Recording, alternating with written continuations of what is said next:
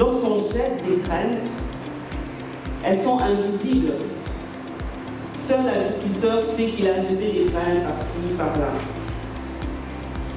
Ces graines doivent être arrosées, entretenues, et on doit aussi tenir compte de l'effet du soleil, de la pluie. Et un jour peut-être advient une jeune pousse, ensuite un arbre et enfin des fruits. Vous allez les écouter, vous allez admirer leur discours et bien sûr, vous allez les applaudir aussi. Il est évident pour tous que notre environnement court un grand danger, celui de l'extinction de toute la biodiversité à cause d'une urbanisation mondiale accélérée. Pourtant, certains États qui sont parmi les mieux dotés naturellement figurent les plus pauvres, et d'autres régions pourtant peu dotées sont au contraire des économies florissantes. Ces impacts sont liés aux activités humaines qui influencent le changement direct ou indirect de la qualité de l'eau lors de l'eau. Tout d'abord, l'eau est l'élément fondamental de la survie de tout être vivant. Une eau non potable est une eau impropre à la consommation. Pourtant, l'homme favorise l'émancipation de ses affaires au détriment de l'eau. L'eau qui est symbole de pureté, de propreté, est petit à petit en train de se dégrader, métamorphosée par nos activités. Donc, je vais commencer par vous. Pourquoi l'eau est le fait des centaines de jaloux? Donc, ils ne s'entendent pas parce qu'ils ont des objectifs différents. Le feu est là pour brûler, voire ébranler la chose, tandis que l'eau, elle est là juste pour rendre pure. Merci, je suis satisfait. Le thème sur lequel je vais porter ma réflexion concerne l'éducation au développement durable. Selon moi, ou même selon nous tous, que signifie l'éducation au développement durable?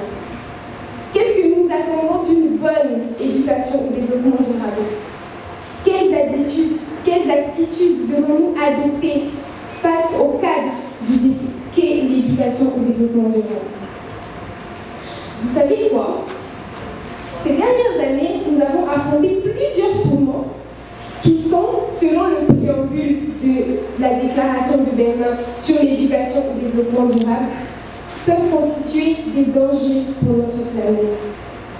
Les crises climatiques, les pollutions, la perte massive de la biodiversité, les crises environnementales, sociales et économiques. Certains dysfonctionnements étaient déjà dénoncés depuis l'Antiquité, tels que les pollutions urbaines, le bruit ou l'insalubrité dans les cités romaines, ou l'embouteillage dans les grandes villes européennes au XVIIIe et XIXe siècle. Ça ne date pas d'aujourd'hui. L'éducation au développement durable, c'est la recherche de valeurs en mettant l'expression le système éducatif du monde dans l'intention de créer une éducation à la citoyenneté mondiale. L'eau, le sol et l'air ne sont pas des ressources à utiliser puis à jeter. Ce sont les ingrédients de la vie. Il n'y a pas de paix sans justice et la question de la justice ne se négocie pas. La paix sans justice ne garantira aucun développement durable. Mais on obtient généralement les bonnes réponses lorsque l'on se pose les bonnes questions. Alors, je me demande si pour une fois, on pouvait se poser les bonnes questions. Si on pouvait réorienter ce problème, soyons honnêtes avec nous-mêmes à travers ce texte. Imaginez que tous les oiseaux de la Terre puissent disparaître. Imaginez que tous les arbres de la Terre puissent disparaître. Que se passera-t-il? Du jour au lendemain, la vie disparaîtra, n'est-ce pas? Mais si l'homme disparaissait, la Terre se portera mieux que jamais, parce que nous les hommes, nous sommes de bons anglais, c'est vrai, non? Et selon vous, de quoi souffre cette Terre? Elle souffre de l'homme, n'est-ce pas? C'est évident. Aujourd'hui, nous vivons de l'industrialisation. Beaucoup de nos produits que nous utilisons sont produits de l'industrialisation. de l'industrialisation, comme les voitures, l'électricité. La plupart, les routes asphaltées polluent l'air, polluent la nature, fait que le développement durable a un frein. Et d'après toi, qu'est-ce que nous pouvons faire? Parce que ces biens nous sont nécessaires. Mais en même temps, ils n'assurent pas le développement durable.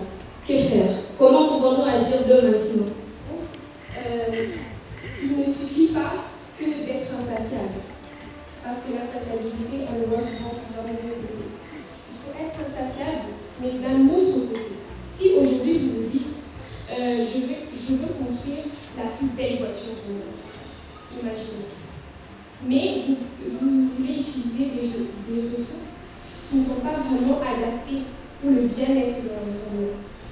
Soyez insatiable dans le sens où, quand vous voulez utiliser ces ressources-là, soyez aussi utiliser des ressources qui pourront être en accord avec l'environnement. Dans le sens où vous voulez construire la plus belle voiture du monde, allez-y, mais pensez à l'environnement.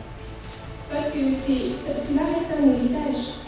Un héritage, on est né, on a trouvé cette terre, et on doit mourir et essayer d'impacter cette terre du mieux qu'on peut. On ne peut pas tout être médecin, on est là, mais à chaque niveau, il faut essayer d'impacter les autres.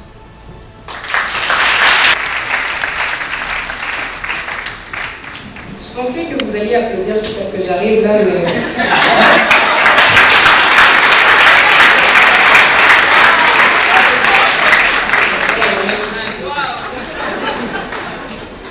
Grâce à toi, j'ai réussi l'univers de la plus douce des manières, afin que tous nos frères soient fiers de notre plus grande matière première, la sagesse que vous enlevez vos ancêtres.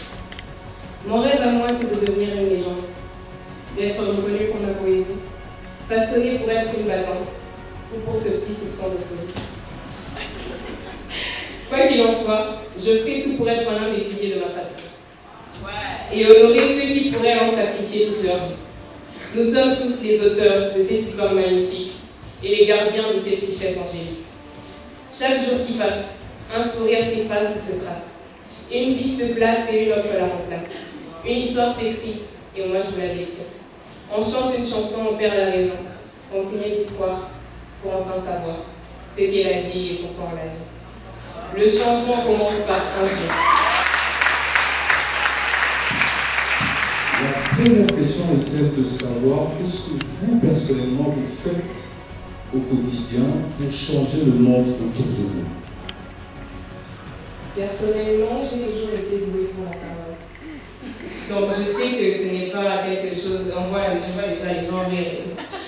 Non, je me dis que par la parole, on peut sensibiliser, on peut éduquer toute une nation rien que par la parole.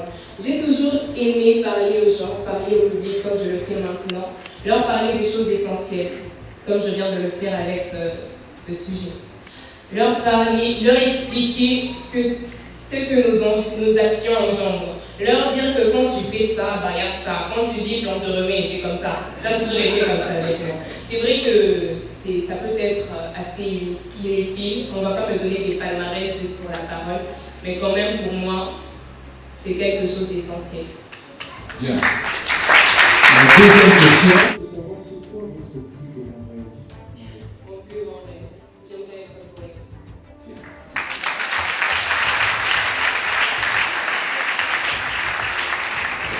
La question que je pourrais te poser, sachant que l'éducation à l'écologie durable est très important, quelle activité tu proposerais qu'on puisse organiser dans ton école ou dans les écoles du Congo pour sensibiliser tous les élèves au respect de l'environnement? On doit sensibiliser toutes les écoles du Congo. On doit enseigner aux enfants depuis leur bas âge à planter des arbres, à sauver l'environnement, à sauver le monde d'arbres. Je vous remercie. Merci beaucoup, Daniel.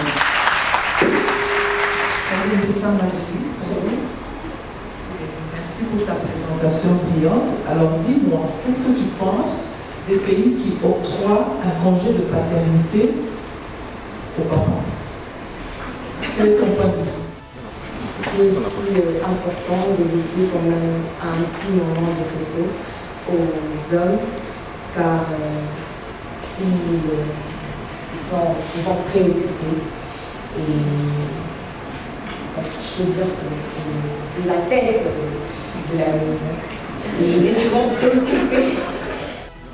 C'est aussi important de laisser quand même un petit moment de repos aux hommes, car ils sont souvent préoccupés. Et je peux dire que c'est la tête de la maison. Et il est souvent préoccupé.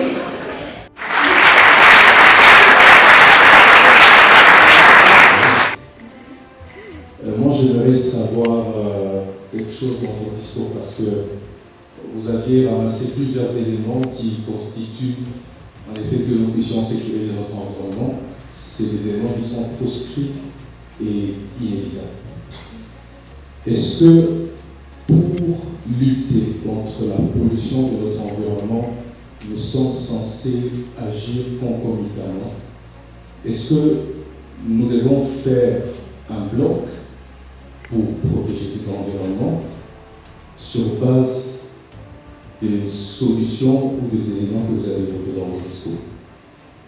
Je pense que c'est là où nous avons une conscience personnelle. Parce que l'homme lui-même, il est conscient de ce qu'il fait. Il sait que si je jette ces sachets ici, peut-être que le sol ne sera plus fertile. Parce que pour que le sol soit fertile, il faut qu'il y ait une bonne terre. Et s'il y a les sachets, si peut-être je jette des graines de maïs, le maïs ne prend pas très bien.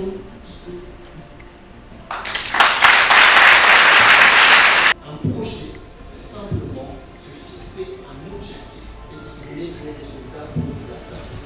Tous les jours, nous sommes en situation de projet. Aimez-vous, par exemple. Aujourd'hui, votre projet est d'être devant nous. Votre projet est de nous parler. Votre projet est de nous convaincre. Votre projet est de faire toutes ces belles choses que nous avons pu faire aujourd'hui. Vous êtes passé donc l'objectif qui était d'être là aujourd'hui, de nous parler. Et pour atteindre cet objectif, vous avez donné le moyen de l'atteindre. Vous êtes préparé, vous avez lu, vous avez écrit, vous avez quitté même chez vous et vous êtes arrivé jusqu'ici. Vous êtes passé par toutes les étapes de réalisation du projet. Et il serait intéressant que tous puissent noter ce fait. Tous les jours, nous sommes en situation de projet. Quand nous nous lèvons, nous pensons déjà à réaliser quelque chose. Nous avons un objectif et nous pensons comment atteindre cet objectif. Nous pensons aux moyens pour l'atteindre. Aussi simple que ça soit cuire un œuf, préparer un haricot, ou construire un avion, ou construire une grande entreprise. Un projet, c'est simplement ça. Et j'aimerais que vous le connaissiez. L'étape suivante, ça serait de clarifier son idée. En effet, après que vous ayez une idée, et que cette idée, vous voulez la transformer en solution, vous devez vous poser quelques questions essentielles. Vous devez vous demander pourquoi vous voulez réaliser une idée, pourquoi vous voulez réaliser votre projet. Ça sera votre point, votre but. Et ensuite, vous devrez vous poser la question pourquoi. Excusez-moi, avant vous poser la question qu'est-ce que je veux faire, ça sera le but. Et ensuite, ça sera pourquoi je veux le faire. Ça sera votre finalité. Proposez toujours une solution qui va résoudre un problème plutôt que de penser que. Et d'ailleurs, il est reconnu que quand vous proposez des solutions qui résolvent les problèmes, les personnes sont tellement disposées à consommer votre solution que tôt ou tard, le gain viendra. Suivez donc votre passion, suivez donc votre cœur plutôt que d'abord suivre l'argent ou suivre le temps.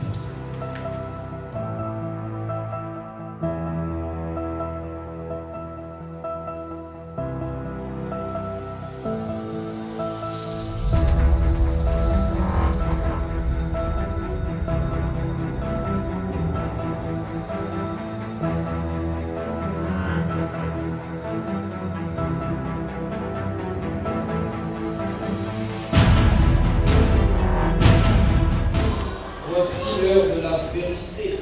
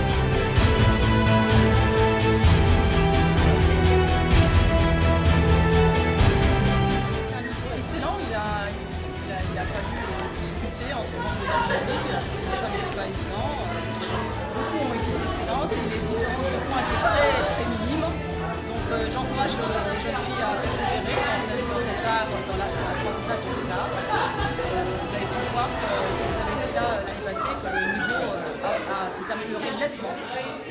Et donc je les encourage à continuer pour que les prochaines joutes soient encore plus passionnantes. Tout était très chaleureux et le niveau en général était très bon. Surtout, j'ai observé une nette progression par rapport à ce qu'on a fait l'année passée. C'est pourquoi j'encourage l'initiatrice de ce concours, Madame Denis, et son centre culturel, qui travaille à libérer la parole de la jeune fille.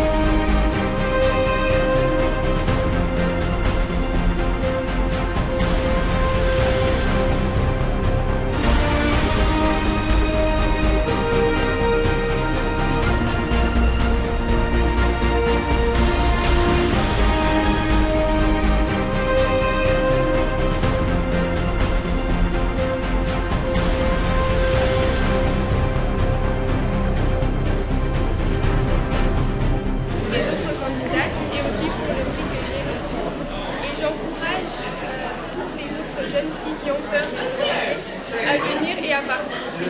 Le plus important, c'est d'essayer. Je suis fière de moi, puisque le travail il paye tout. Et je dédie ce trophée, je trouve que ce trophée ne m'appartient pas à moi seule, mais ce trophée appartient à toutes les personnes qui ont contribué à ce projet et aussi à toutes les autres candidates. Voilà, je vous dis encore une fois merci. Nous allons partager quelques petites choses qu'on nous a préparées. Cher public, chers élèves, chers parents, nous arrivons à la fin de notre activité. Je vous dis encore une fois, grand merci pour être venus aujourd'hui. Merci et au revoir.